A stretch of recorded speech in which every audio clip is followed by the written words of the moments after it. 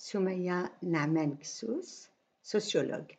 Article paru dans le site d'information Le 360 du 23 juin 2023. Fatem Zahra, une des victimes de la cruauté de la politique algérienne à l'égard du Maroc. Au début de mes enquêtes sociologiques, il m'arrivait de pleurer face à des témoignages émouvants. Ensuite, je suis arrivée à maîtriser mes émotions. Mais face à Fatem Zahra, je n'ai pas pu retenir mes larmes. Écoutons-la.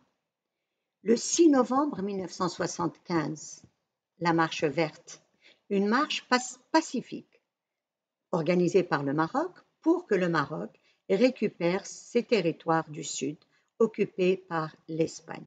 Ce fut 350 000 Marocaines et Marocains qui y ont participé.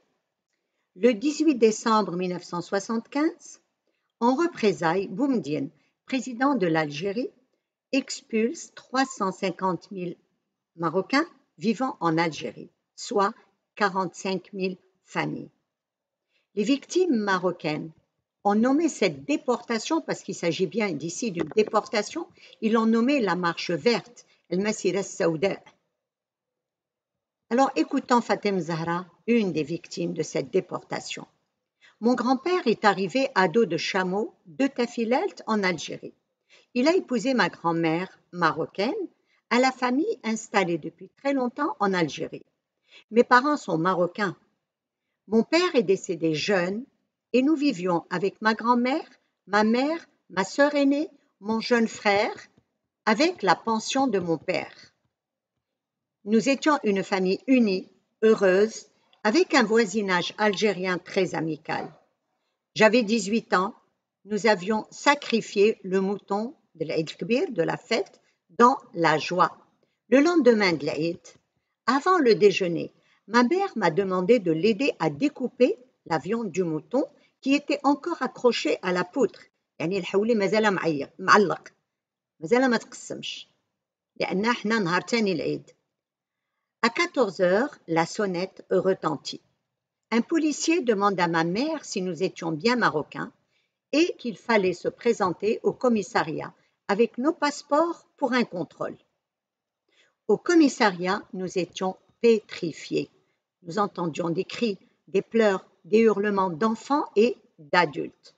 On nous a alors appris que nous allions être expulsés sur le champ de ce pays que nous considérions comme le nôtre. Ma mère et ma grand-mère suppliaient en sanglotant. Le problème, c'est que mon frère, qui avait 15 ans, était sorti jouer au football. Heureusement, des voisins sont allés le chercher et il nous a rejoints au commissariat.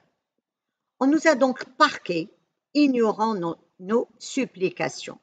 Des femmes pleuraient leurs enfants qui ne les avaient pas accompagnés au commissariat.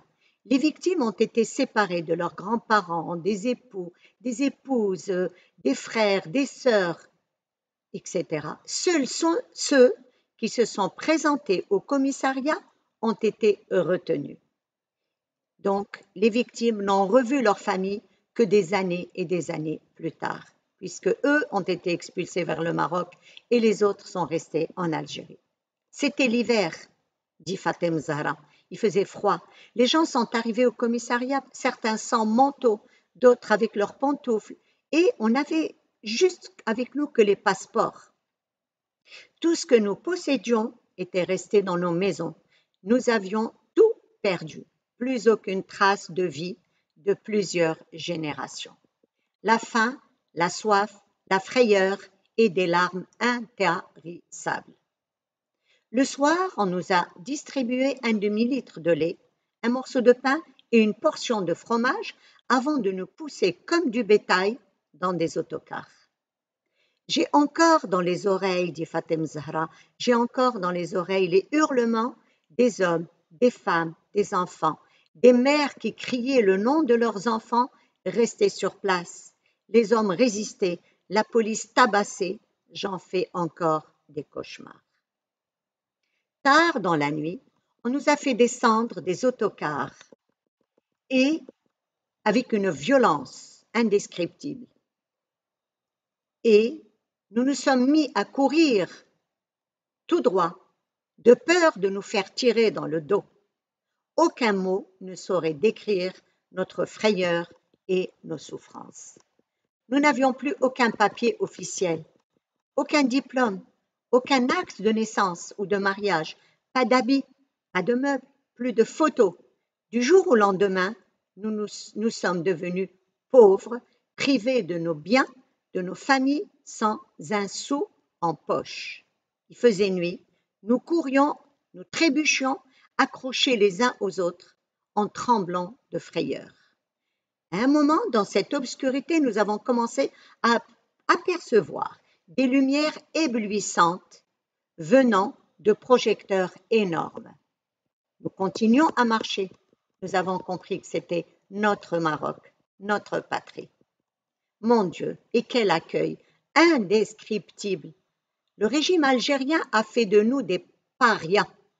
Le régime algérien a fait de nous des parias. Le Maroc, notre pays, nous a accueillis comme des héros.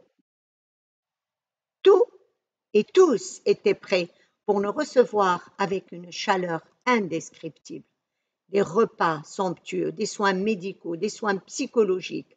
Nous avons dormi confortablement dans des tentes.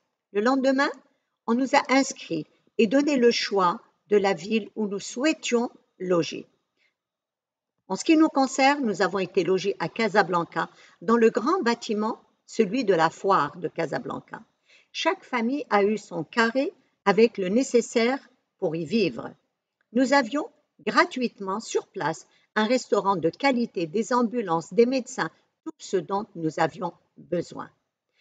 Pour notre part, notre famille a passé plus de 6 mois dans cet espace devenu très convivial, partagé avec des rideaux pour conserver notre intimité. Nos traumatismes étaient atténués par l'excellent accueil par l'État marocain et la solidarité et la générosité des Casablancais qui nous offraient tout ce dont nous avions besoin, y compris les vêtements et les chaussures. Tous les week-ends, des familles casablancaises, venaient prendre chez elles des familles d'expulsés. On a passé la nuit dans de grandes villas avec des gens qui nous gâtaient, les promenades, les restaurants, les cadeaux et surtout beaucoup d'amour et beaucoup d'affection. Ma sœur et moi avons pu travailler car l'ordre avait été donné par l'État de privilégier les expulsés dans les recrutements. On avait même des autobus qui nous accompagnaient au travail, alors qu'on nous avait quand même donné des cartes d'autobus gratuites. 7 mois plus tard, un cousin à ma grand-mère nous a retrouvés et il nous a amenés vivre chez lui. Imaginez, dit Fatem Zahra, ce cousin de ma grand-mère avait 8 enfants, une épouse, c'est-à-dire qu'ils étaient 10. Et il a quand même entretenu 5 autres personnes, c'est-à-dire nous, avec une générosité intense. Ma sœur aînée et moi n'avons pas pu continuer nos études.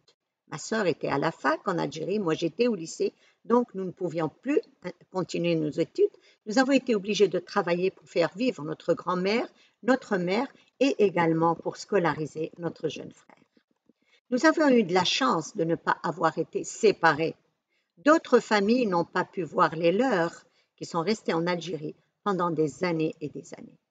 Et je le répète, c'est-à-dire ceux qui ont été convoqués, qui étaient dans les foyers, qui ont été au commissariat, ont été expulsés. Ceux qui étaient au dehors pour différents besoins n'ont pas rejoint leur famille au commissariat et donc ont été obligés de rester sur place, séparés des leurs. J'aurais souhaité une vie éternelle à Hassan II, qui nous a rendu notre dignité. Dieu bénisse son âme.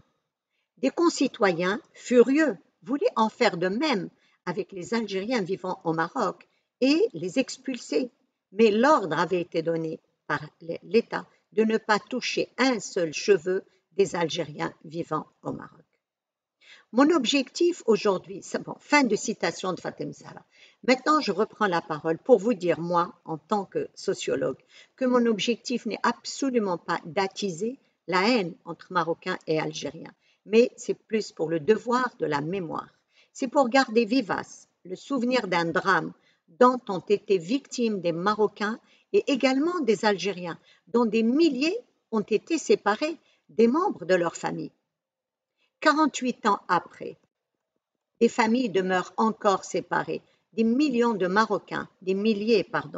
Marocains attendent toujours d'être indemnisés par le régime algérien pour tout ce qu'ils ont perdu sur place, y compris des biens immobiliers.